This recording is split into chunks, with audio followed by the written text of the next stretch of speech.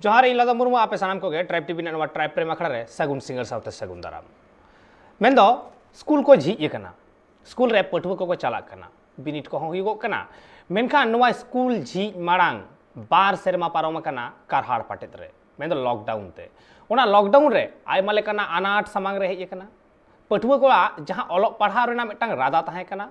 Mitten speed जहां ताहे कना ओना स्पीड रे ओका ठेन ब्रेक साब कना से चेत से बांगा उना मिटांग कुकली तो कान गया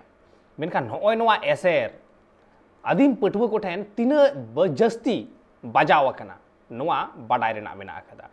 ओने ओना बार सेरमा लॉकडाउन जहां ताहे कान ओनाते तीना गान हन हुईना आदिम पटुआ कुआ से तीना गान लाभ हुईना नवा को तिहिं गपाल माराव रेना साताम कान गया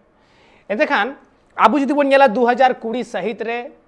जागे कोरोना आजार हेइना नवा कोरोना आजार तायम मी एसा सानाम मनमी गे ओड़ा भितर रेको सिंह पटमिना से सिंह पटम तेको बढ़ेना बाध्य ताहे कना सरकारा अनअरी के उनका ताहे कना जे ओड़ा भितर खन उडुक बांग गानोआ नोंकान मिट हाहाड़ा महामारी सामांग रे हेज कते आर जहां मान था उन अक्तो मनमी को गज गुरे कना तागार नाचार जहां मान था आर ठीक उनकान अक्तो रे सानामा गे बंद कान ताहे सानामा गे थुकुम उतर कान ताहे बाजार सहार खन एतहब कते सानाम गोटा धरती रेना लई गानोआ ओना जहां अक्तो कना ओना अक्तो गे निस्तब्ध उतर कान ताहे एकाल थीर थारा कान ताहे आर होंकान मेटांग अक्तो रे तिहिन जहां को ओलोग पढ़ा कना मेटांग ओलोग पढ़ा रेना मेटांग रानिंग ताहेना जहां रानिंग ओलोग पढ़ा रे मेटांग जोश ताहेना भेगार मेनखान ओने जे बार सेरमा थुकुम ताहेन ओना तायम आरहो दोड़ागार ते नित स्कूल को एहबोग कना होय नवा अक्तो रे नितो अक्तो रे उनको पटुआ मने रे ओका लेका उयहर भावना हिजुगो कना से तिनक गान हन हुयन तकवा से माचेद को को बुझाव दाड़ेया पटुआ को बार सेमा परे स्कूल को हेज कना ओका लेका उनकुआ उयहर भावना ओका लेका उनकुआ ऐकव ओका लेका उनकुआ ऑल पढ़ाव साला ओका लेका जोगाजोग ताहे कान तकवा बांग ताहे कान तकवा से ओका ओका अनाट को सलहे कान तकवा और ओका ओका अनाट को तो जस्ती कान तकवा नवा को बाबत ते गालमाराव रेना मेना आकदा और उना बाबत के बन गालमारावा तिहिन अबु साला पेड़ा लेकाते जोपड़ाव कते मेना आकाद किना बारया माचेद मेनाय कदिया सोम हेम्ब्रम और मेनाय कदिया बाबुनाथ टुडू बानार गंके साला के बन रपड़ा बानार गंके के पोइलो रेगे ट्राइब टीवी रे सगुन दाराम और जोहार चालाबेन हुयुग कना जोहार के जोहार एकाल एंतेखान तिहिना जहां गापाल माराव रेना साताम कना नवा जहां कारहाड़ पटेद बार सेरमा चलावेन दो पारोमेन दो नवा रे सांताड़ पटुआ कुआ आदिवासी पटुआ कुआ तिनक गान से उनको चेतान तिनक गान एसेर पड़ाव कना नित जे उनको को स्कूल मुखी कना से स्कूल को हिजुगो कना ओना स्कूल रे हेज कते उनको लाहा कोना मन दो बार सेरमा तायम जे स्कूल को हिजुगो कना ओना बार सेरमा तिना डिफरेंस नेल ᱧᱟᱢᱚᱜ कना तिना भेदाभेद नेल ᱧᱟᱢᱚᱜ कना बार सेरमा लाहा रे उनको पटुआ और बार सेरमा तायम रे पहिलो रे चला आइन सोम गंके ठेन सोम गंके होय जे बार सेरमा तायम स्कूल झिज एना नित एमनी तेगे आदिवासी सांताड़ पटुआ गिद्रा को स्कूल मुखी लगिते से स्कूल कोल लगिते आयमा लेकाना सिस्टम होई कना जे उनको स्कूल को हिजुगो मा आर ओना तायम बार बेचार जे थुकुम ताहे कना ओना थुकुम तायम ओना लॉकडाउन तायम नित आरहो दोड़ागारते झिज कना ओना दोड़ागार झिज रे सांताड़ गिद्रा से आदिवासी पटुआ को स्कूल हेज रेना हार से शतांश तिनक गान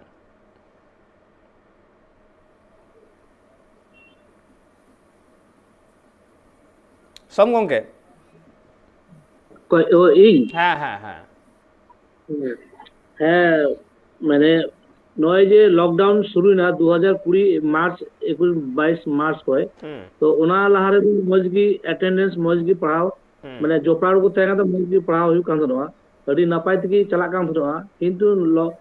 2 वर्ष बा जे चलावेन नोडे नेलो कना उनको पढ़ाव से तो बनु को माने विभिन्न जगह विभिन्न चला कना ओका समय लॉकडाउन खुलो कना कमी को चला कना स्कूल बांग हुई कना तो नितो नेलो कना उनको गिद्र उनको पढ़ाव गिद्र माने लहा को दो अडी जोश तो अडी कम माने सेरकम श्रृंखला भाबे बाको जुकना से उना पढ़ाव रे जोपड़ा बनु को और हार दो अडिया कम ही को हिजुक कना माने लहा तो चरका को हिजुक का लॉकडाउन लहा रे उना नितो तो उना दो आस्ते आस्ते किछु दो भाटा पड़ाव कना संख्या अडी कम को हिजुक कना अकोय को बारे कमी चलाव कना से ओनाते मिटे से अकोय को उपला के को ओना लॉकडाउन भीतर रे किंतु ओना जिनिस कारण ते मने होय उनको तो संख्या आस्ते आस्ते को कम चला कना संख्या नितो का नेलो कान निनी कारण ते आबो हर गिदरा दो মানে এমনি মা কম কুল কু কিন্তু আরো নিতোᱜ লকডাউন পরে যে ᱧᱮᱞᱚᱜ ᱠᱟᱱᱟ আরো উনকুᱣᱟᱜ সংখ্যা আস্তে আস্তে কমাও চালাᱜ ᱠᱟᱱᱟ যে চিকাতে নুকু গিদ্রা বু আগু কোয়া বা পাড়াও কো জোপড়াও কো ᱛᱟᱦᱮᱱᱟ ᱱᱤᱭᱟᱹ ᱢᱤᱫᱴᱮᱱ ᱢᱟᱨᱟᱝ ᱠᱟᱛᱷᱟ মানে গিদ্রা চিন্তা রে মানে নিয়ম মানে পাড়াও রে আপনার যে জোশ তেকান ওনা জোশ দো অনেকটা কিন্তু মানে আগ কান তাকোয়া লকডাউন খাতির তে लॉकडाउन खातिर ते ओंडे मिटन गैप जे तैयार ना ओना गैप अडी मारंग मिट एसेरे गिडी किदा पठुआ मने रे इन बाबुनाथ गंके नि चला बाबुनाथ गंके होय जे लॉकडाउन नोआ लॉकडाउन जुदी नेल हुआ कारहाड़ पाटे बार सेरमा ताहे कना जतो हड़ा जियो रे नासे बांग नासे किछि किछि एसेर दय गिडी एका गिया ओकारे बड़ी यार ओकारे भागे आयमा किछु नोआ लॉकडाउन ए सेड़ा वाकात बोना मेनखान एन रे हो नोडे कुकली दहोया नोआ लॉकडाउन से कारहाड़ पाटे रेना एसेर सान्ताड़ी मीडियम रे ओका लेका पड़ाव कना ᱦᱮᱸ ᱥᱟᱱᱛᱟᱲᱤ ᱢᱤᱰᱤᱭᱟᱢ ᱨᱮᱢᱟ ᱱᱚᱣᱟ ᱢᱟ ᱰᱷᱮᱨ ᱜᱮ ᱮᱯᱷᱮᱠᱴ ᱯᱟᱲᱟᱣ ᱠᱟᱱᱟ ᱵᱤᱥᱮᱥ ᱠᱚᱨᱮ ᱟᱵᱚ ᱥᱟᱱᱛᱟᱲᱤ ᱢᱤᱰᱤᱭᱟᱢ ᱫᱚ ᱦᱳᱥᱴᱮᱞ ᱱᱤᱨᱵᱷᱚᱨশীল ᱛᱟᱦᱮᱸ ᱠᱟᱱᱟ ᱞᱟᱦᱟᱛᱮ ᱡᱚᱠᱷᱚᱱ 2020 ᱥᱟᱞ ᱟগে মার্চ ᱨᱮᱭᱟᱜ বিশেষ করে 16 তারিখ ᱠᱷᱚᱱ লকডাউন স্কুল ᱠᱚᱨᱮ ᱯᱟᱲᱟᱣ ᱜᱚᱫ ᱟᱠᱟᱱᱟ ᱟᱨ ᱱᱚᱜᱼᱚᱭ ᱛᱮ ᱫᱤᱱ ᱡᱷᱤᱡ ᱟᱠᱟᱱᱟ ᱡᱟᱦᱟᱸ ᱫᱚ ᱯᱷᱮᱵᱨᱩᱣᱟᱨᱤ ᱨᱮᱭᱟᱜ 7 ᱛᱟᱹᱨᱤᱠᱷ ᱨᱮ ᱚᱱᱟ ᱦᱚᱸ ᱯᱟᱲᱟᱭ ᱥᱤᱠᱷᱟᱞᱚᱭ ᱢᱟᱫᱽᱫᱷᱚᱢ ᱛᱮ ᱡᱷᱤᱡ ᱟᱠᱟᱱᱟ ᱟᱨ 16 ᱛᱟᱹᱨᱤᱠᱷ ᱠᱷᱚᱱ ᱫᱚ ᱯᱷᱮᱵᱨᱩᱣᱟᱨᱤ ᱨᱮᱭᱟᱜ 16 ᱛᱟᱹᱨᱤᱠᱷ ᱠᱷᱚᱱ ᱫᱚ ᱱᱚᱣᱟ ᱫᱚ 5 ᱠᱷᱚᱱ আপার ক্লাস যত গে 11 12 ᱠᱷᱚᱱ কলেজ ᱠᱷᱚᱱ ᱡᱚᱛᱚ ᱜᱮ ᱴᱷᱤᱠ ᱴᱷᱟᱠ ᱦᱟᱸᱜ ᱥᱠᱩᱞ ᱫᱚ ᱡᱷᱤᱡ ᱟᱠᱟᱱᱟ ᱢᱮᱱᱠᱷᱟᱱ ᱯᱟᱹᱴᱷᱩᱣᱟᱹ ᱠᱚ ᱫᱚ ᱦᱟᱸᱜ ᱴᱷᱤᱠ ᱴᱷᱟᱠ ᱫᱚ ᱚᱱᱠᱟ ᱞᱮᱠᱟ ᱛᱮᱫᱚ ᱦᱟᱸᱜ ᱵᱟᱝ ᱠᱚ ᱧᱮᱞᱚᱜ ᱠᱟᱱᱟ ᱟᱵᱟᱨ ᱧᱮᱞ ᱞᱮᱱᱟ ᱵᱤশেষ করে যে ফেব্রুয়ারি ᱨᱮᱭᱟᱜ 16 তারিখ রে স্কুল ঝিᱡ এন ᱨᱮᱦᱚᱸ হোস্টেল ᱫᱚ ᱟᱵᱟᱨ ᱦᱟᱸᱜ ᱵᱟᱝ ঝিᱡ ᱟᱠᱟᱱᱟ বেশির ভাগ হোস্টেল ᱜᱮ ᱵᱟᱝ ঝিᱡ ᱞᱮᱱᱟ তাহলে খান এমনিতে যখন আবো সাঁওতালি মিডিয়াম রেন পাᱹᱴᱷᱩᱣᱟᱹ ᱠᱚᱫᱚ হোস্টেল নির্ভরশীল जहाँ सान्ताली मीडियम स्कूल करे हॉस्टल मेना ओंडे दो लॉकडाउन आगे मा जतो गे ठीक ठाक गे एवं सेम पर्सन गे अब दो हॉस्टल रे थे कते ओलो पढ़ा को सेड़ा कदा खूब भागी बाते माचेत को गड़ो को एम कना जहाँ तिने गे माचेत अब दो मेना को ताबन भागी को पठुआ को हॉस्टल रे थे कते को ओलो पढ़ा लेदा को मेनखान जखन गे लॉकडाउन पड़ावेना हॉस्टल को बंदयना तो नोडे अब सोमनाथ बाबू मेनसिक अबरेन गिदरे को आयमा गे आज आज तेगे मिटांग उनिहा जन्माइना चिदा चो ओने जे मिटांग रेगुलारिटी स्कूल खन को वंचितइना को सहायना को स्कूल चला खन हो आस्ते आस्ते मन फारा केन ताकुवा আর কাটি গিদরে কহ নেলেনা যে আতো ডিহেরে মা বিশেষ করে গবামা আবো মা কামি কাসনি লেকাতে ধরো নকু কোদা আবো দ सेता भोरे जहाँ तीन उड़न जम करते कमी को चला को आयुब को हिजुआ को बेसिर भाग गार्जियंस के आतो करेन नुकु पठुआ को मा ओड़ा रे मा सेरकम तो बांग को पढ़ाई दा को जुदियो गोबा को मेन आटो कना ए बाबू पढ़ा में से ट्यूशन चला में मेनखान दो ट्यूशन को चला खान दो ओई चला टको गे बाद बाकी समय दो बांग को पढ़ाई दा को स्वाभाविक कारण तेगे चिकाइना को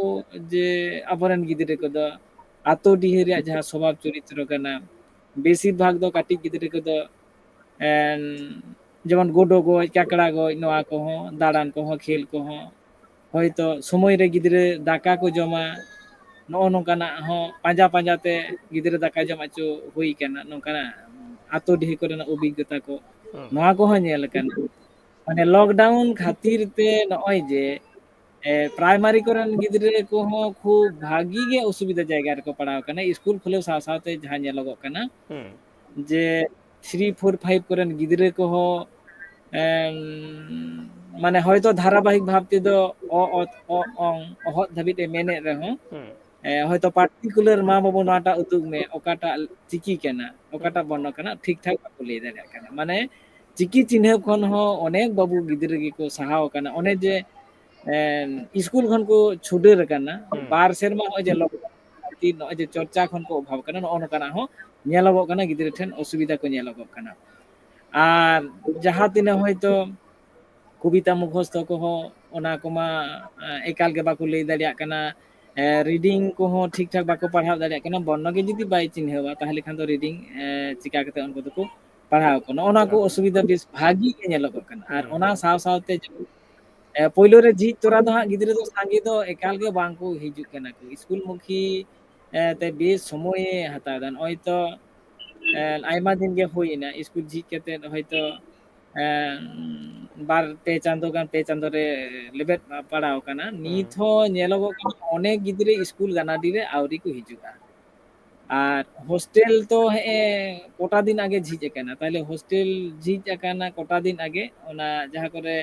5 খন চিতান সে ধরো 12 পর্যন্ত যাহা করে আবো সাঁওতালি মিডিয়াম স্কুল মেনা'a তাহলে হোস্টেল কহ ঝিজ আকানা হোস্টেল রে পর্যন্ত গিদ্রে নিত হাবিত হ্যাঁ যত 100% ᱫᱚ আউরি কো হিজা নে হয়তো 80% কাছাকাছি 75-80% কাছাকাছি গিদ্রে নে হোস্টেল কো হেজ আকানা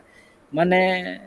নয় যে স্কুল অভিমুখীকরণ যে স্কুল তে হিজুগ লাগি মিটাং নয় 12 সেরমা রে যাহা গে নোয়া দো বেশ ভাগে আবো সাঁওতালি মিডিয়াম ক্ষেত্রে এফেক্ট পাড়াও কানা গিদ্রে কো তুনকি তলাশ কাতে ñel কানা যে নয় যে মিটাং স্কুল রে রেগুলার বাং চালাও খাতির ধরো বিশেষ করে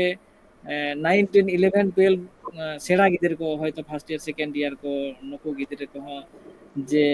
স্কুল ছুট কাতে হয়তো অনেকেই সংসার সাথে কো জপড়াও কানা নোয়া কো ñelogok কানা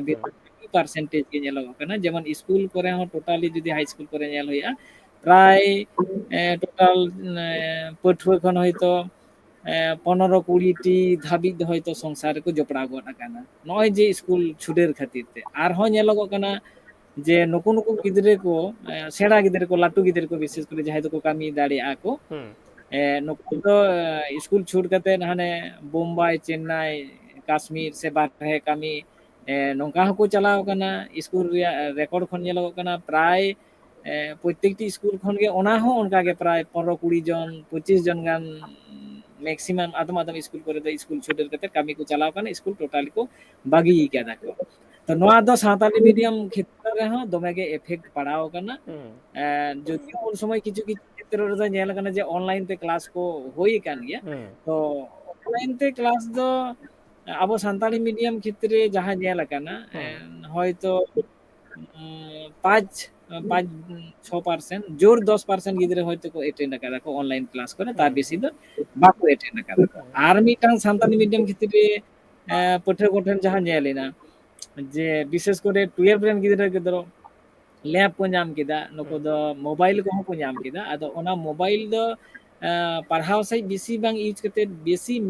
मिस यूज होते ते हो स्कूल खन से पढ़ाव खन को साहाव कान ताबोना और किछु किछु दो ओना होते ते को स्कूल छुटे कान ताबोना अब सावताली मीडियम क्षेत्र द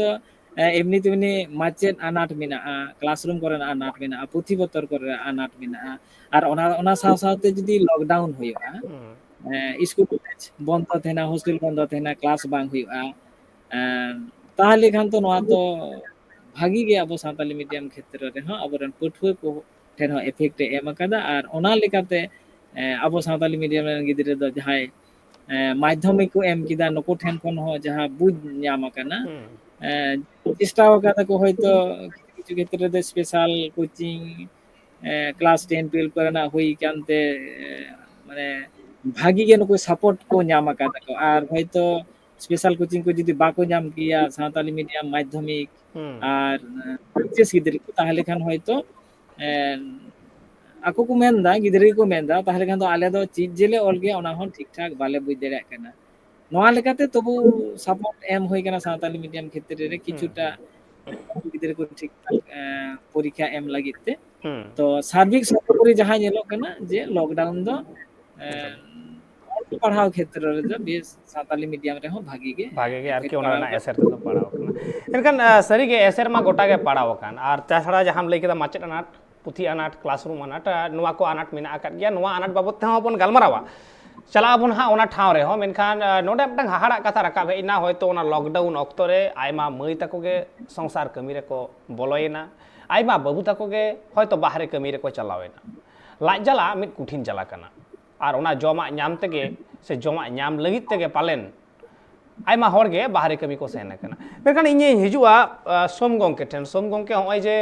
लॉकडाउन ऑक्तो रे आयमा मई ताको एकदम संसार कमी रे को जोड़ावेना बाबू ताको बाहरे कमी ते को चलावेना आद होय नवा को दो अडी मारांग मारांग मिट अनाट काना तो होनवा अनाट चेद लेका रे सहाय हेयुआ चेद लेका कते नित आरो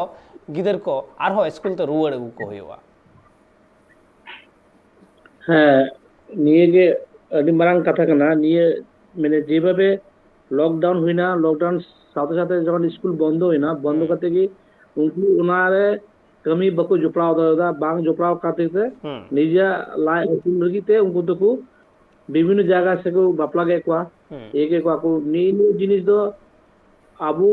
বু কমি লেখায় যে অকয় কো পড়া কান যে তো লকডাউন খুলে অকয় কো পড়া কান হনা উনকু কো বু আগু দাড়ি কো খায় আদি না পাই হুয়া যে পড়া আর কো জপড়াও না পড়া কানা কো হ্যাঁ অকয় কো কো বারে উনকু বু আগু কোয়া হ্যাঁ নিয়ে আবু এমন সমাজ ব্যবস্থা হই কান দাবনা আবু যে 15-16 से 18 বছর বাং হই থেকে বাপলাই কোয়া তে আবু আর্থিক অনটন গিয়া আর্থিক অনটন কারণতে আবু হবু বাবু ইয়ে দাঁড়ে কেনা হ্যাঁ নিয়ে জিনিস দো আবু সমাজ নেল হইয়া যে অকয় কো পঠুয় না কো অকয় কো পড়া কান উনকু পাশে রে আবু সমাজ যেন পাশে দাঁড়াও এবং উনকু যেন আগু দাঁড়ে কো স্কুল অভিমুখ বু আগু দাঁড়ে কো স্কুল বু আগু দাঁড়ে কো নিয়ে আবু সমাজ ব্যবস্থা মিটে রিলেটেড ত্রুটি মিনা নিজেন আগু দাঁড়ে কো पढ़ा उचु दाड़ी को जना कटी जना उनको दो बाकू माने गगो बाबा बुझो हुआ जे गगो बाबा को बुझो लखाय है लॉकडाउन दो मी दिन दो चाबा लॉकडाउन खुला तो उनी पठुआ गिद्रे जदी नुका विभिन्न माने संसार जीवन बु ठेला लगु खाय से बारे कमी लगी बु कुल गु खाय तो उनी आदो पढ़ा दो नस्तो कना है जेनो नी को जेनो बांग हुयु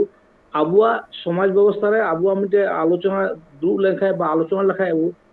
সমাজ ব্যবস্থা যে নুকা তো বাবু করাওয়া আবুরেন বেশিরভাগ পঠুয়া দো বাকু হিজুক কানা সাবকা মিটে আতুরে না 8-10 জন সে 20 জন গিদ্রে না কো অন্ডে খেলে কো নেল কো বার পে পেহর কো হিজুক কানা তো নুকু যেন স্কুল মুখিবু আগু দরি কো এবং অকয় কো বাহির কো চালাও কান নুকু যেন বু আগুলু খায় অকয় কমিয়া হনওয়া কমি কে অকয় কমিয়া সব গংকে হ্যাঁ নিয়ে তো আবুয়া সমাজ কো না বুনা হ্যাঁ নিয়ে সমাজ রে যদি মাঝি রে মানে প্রাণিক মেনা কো আছে আরো মেনা কো নৌকা যদি বু গামাও লেখায় যে আবুয়া সমাজ এমন নেল না বই তো নিশ্চিন্ত করাবো শিক্ষা দিক দিয়ে হোক ইয়ে দিক দিয়ে কোনো আবুয়া কিন্তু বাং তেন কানা গিদ্রে বেশিরভাগ বাকু পড়া যায় না আবুয়া সমাজ ব্যবস্থা কি বা আবুয়া গগো বাবা খাতির দিকে নেল কানা যা হোক অকয় কো চালাও কান উनको যদি আর তবু আগুল কো খায় স্কুল আগুল খায় উनको মজ থেকে পড়াও দরে আছে বু সহযোগিতা কোয়া সে লাহাতে যেমন একদম থেকে না পড়াও রিয়া 2020 লাহা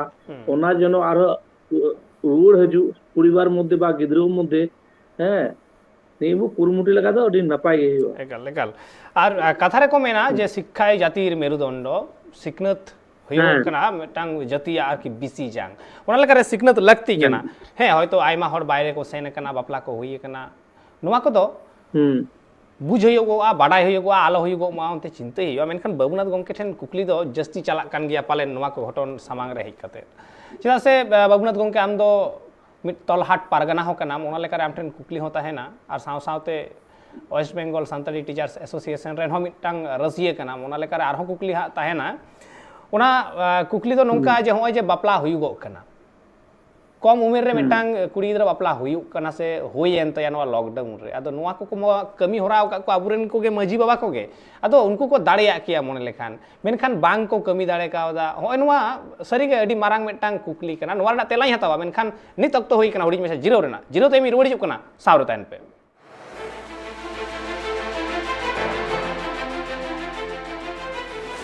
जीरोते मारो मिदा सानाम को गे दोड़ाते सगुन दाराम एनते कान आबुबन गालमारावते हैं तिहिन होय नवा जे कारहाट पाटे पारोमा कान दो बार सेरमा नोवा रेना एसेर पठुआ जीवन रे तिना कान पड़ाव काना ओना को बाबतते नोवा एसेर तिना भागे बड़ी नोवा को बाबतते और आबु साला गालमाराव लगी जपड़ाव कते मेना आकाट किना मेना एकदिया सोम हेमब्रम और मेना एकदिया बाबुनाथ टुडू गंके बनार गंके के मेना आकाट किना और जीरो सेनो मारांग रे मिटांग कुकलिंग दो हटो काते हैं बाबुनाथ गंके ठेन जेतु बाबुनाथ गंके दो मिटांग पारगाना महल रेन मिट पारगाना कनाय ओना लेकारे होय जे कम उमेर रे से हुडिंग उमेर रे मई बाबू तको बापला हुइगो कना नोवा दो लई गानो मिटांग आदो हर गे कना चिदा से उना हुडिंग उमेर रे बापला लेनखान जतखन आनाट जहां सिरजिगा नोंका रे गे मिटांग अर्थनैतिक अभाव मा मेना आकाट गे कौडियारी आनाट मेना आकाट गिया और ओना चिता रे एकाल बाले बेकेर लेका गे कना जे उमेर औरी पाकोटो रे गे जुदी बापला हुइगोआ एनते खान ᱚᱱᱮ ᱚᱱᱟ ᱟᱱᱟᱴ ᱛᱮᱫ ᱫᱚ ᱟᱨᱚ ᱡᱟᱹᱥᱛᱤ ᱪᱟᱞᱟᱜᱼᱟ, ᱨᱮᱸᱜᱮᱡ ᱛᱮᱫ ᱫᱚ ᱟᱨᱚ ᱵᱟᱹᱲᱛᱤ ᱪᱟᱞᱟᱜᱼᱟ ᱟᱨ ᱦᱚᱸᱜᱼᱚᱭ ᱚᱱᱟ ᱠᱚᱢ ᱩᱢᱮᱨ ᱨᱮᱱᱟᱜ ᱵᱟᱯᱞᱟ ᱠᱟᱹᱢᱤ ᱦᱚᱨᱟ ᱥᱮ ᱵᱟᱯᱞᱟ ᱨᱮᱱᱟᱜ ᱡᱟᱦᱟᱸ ᱛᱤᱱᱟᱹᱜ ᱠᱟᱹᱢᱤ ᱦᱚᱨᱟ ᱥᱮ ᱥᱟᱶᱛᱟ ᱨᱮᱱᱟᱜ ᱡᱟᱦᱟᱸ ᱛᱤᱱᱟᱹᱜ ᱠᱟᱹᱢᱤ ᱦᱚᱨᱟ ᱢᱮᱱᱟᱜ ᱟᱠᱟᱫᱟ ᱚᱱᱟ ᱢᱟ ᱟᱵᱚᱨᱮᱱ ᱢᱟᱺᱡᱷᱤ ᱵᱟᱵᱟ ᱠᱚᱠᱚ ᱠᱚᱨᱟᱣ ᱮᱫᱟ ᱥᱮ ᱢᱟᱺᱡᱷᱤ ᱢᱚᱬᱮ ᱦᱚᱲ ᱟᱛᱮᱫ ᱠᱚ ᱠᱚᱨᱟᱣ ᱮᱫᱟ। ᱛᱟᱦᱚᱞᱮ ᱵᱟᱵᱩᱱᱟᱛᱷ ᱜᱚᱢᱠᱮ ᱱᱚᱣᱟ ᱪᱮᱫ ᱞᱮᱠᱟ ᱠᱟᱛᱮ ᱪᱟᱵᱟᱭ ᱦᱩᱭᱩᱜᱼᱟ, ᱪᱮᱫ ᱞᱮᱠᱟ ᱠᱟᱛᱮ ᱢᱟᱺᱡᱷᱤ ᱵᱟᱵᱟ ᱠᱚ ᱱᱚᱣᱟ ᱵᱟᱝ ᱠᱚ ᱩᱭᱦᱟᱹᱨ ᱧᱟᱢ ᱮᱫᱟ ᱥᱮ ᱵᱟᱝ ᱠᱚ ᱠᱚᱨᱟᱣ ᱞᱟᱹᱜᱤᱫᱚᱜ ᱠᱟᱱᱟ, ᱪᱮᱫ ᱢᱚᱱᱮ ᱦᱩᱭᱩᱜᱚᱜ ᱠᱟᱱᱟ? ᱟᱹᱰᱤ ᱱᱟᱯᱟᱭ ᱠᱩᱠᱞᱤ। ᱱᱚᱣᱟ ᱨᱮᱫᱚ ᱱᱤᱭᱟᱹᱜᱮ ᱢᱮᱱ ᱠᱩᱞᱟᱹᱜᱼᱟ, ᱵᱤᱥᱮᱥ ᱠᱚᱨᱮ ᱟᱵᱚ ᱡᱟᱦᱟᱸ ᱵᱚᱱ ᱧᱮᱞ ᱮᱫᱟ ᱵᱚᱱ, ᱵᱤᱥᱮᱥ ᱠᱚᱨᱮ ᱟᱛᱳ ᱨᱮ ᱢᱟᱺᱡᱷᱤ ᱵᱟᱵᱟ ᱡᱮᱢᱚᱱ ᱥᱳᱢᱱᱟᱛᱷ ᱜᱚᱢᱠᱮ ᱢᱮᱱ ᱠᱮᱫ ᱞᱮᱠᱟ, ᱡᱮ ᱢᱟᱺᱡᱷᱤ ᱵᱟᱵᱟ ᱥᱮ ᱟᱛᱳ ᱢᱚᱬᱮ ᱦᱚᱲ ᱟᱛᱳ ᱨᱮ ᱵᱤᱥᱮᱥ ᱠᱚᱨᱮ ᱡᱩᱣᱟᱹᱱ ᱠᱚᱲᱟ ᱠᱩᱲᱤ ko ᱱᱩᱠᱩ ᱠᱚ ᱥᱮᱞᱮᱫ ᱠᱟᱛᱮᱫ ᱦᱚᱸ ᱱᱚᱣᱟ ᱤᱫᱤ ᱠᱟᱛᱮᱫ ᱚᱵᱚᱥᱥᱳᱭ ᱟᱵᱚ ᱫᱚ ᱜᱟᱞᱢᱟᱨᱟᱣ ᱨᱮᱭᱟᱜ ᱫᱚᱨᱠᱟর ᱢᱮᱱᱟᱜᱼᱟ। ᱢᱟᱺᱡᱷᱤ ᱵᱟᱵᱟ ᱠᱚ ᱟᱛᱳ ᱢᱚᱬᱮ ᱦᱚᱲ ᱩᱭᱦᱟᱹᱨ ᱵᱷᱟᱵᱽᱱᱟ ᱦᱩᱭᱩᱜ ᱛᱟᱠᱚᱣᱟ। ᱟᱵᱚ ᱫᱚ ᱡᱮᱦᱮᱛᱩ ᱥᱚᱢᱟᱡᱽ ᱟᱹᱨᱤ ᱠᱟᱴᱷᱟᱢᱳ ᱟᱹᱰᱤ ᱱᱟᱯᱟᱭ ᱵᱷᱟᱵᱽᱛᱮ ᱢᱮᱱᱟᱜ ᱛᱟᱵᱚᱱᱟ, ᱡᱟᱦᱟᱸ ᱫᱚ ᱜᱚᱰᱮᱛ ᱵᱟᱵᱟᱭ ᱦᱚᱦᱚ ᱞᱮᱠᱷᱟᱱ ᱜᱮ ᱟᱛᱳ ᱦᱚᱲ ᱠᱚ ᱡᱟᱣᱨᱟᱜ ᱛᱟᱵᱚᱱᱟ। ᱱᱚᱣᱟᱨᱮ ᱯᱨᱟᱭ ᱜᱮ ᱡᱮ ᱢᱟᱺᱡᱷᱤ ᱵᱟᱵᱟ ᱫᱚ ᱫᱷᱚᱨᱚ ᱛᱤᱥ ᱵᱚᱱ ᱢᱟᱜᱽ ᱥᱤᱢ ᱵᱚᱱ ᱡᱚᱢ ᱠᱚᱣᱟ, ᱵᱟᱦᱟᱜ ᱟᱵᱚᱱ,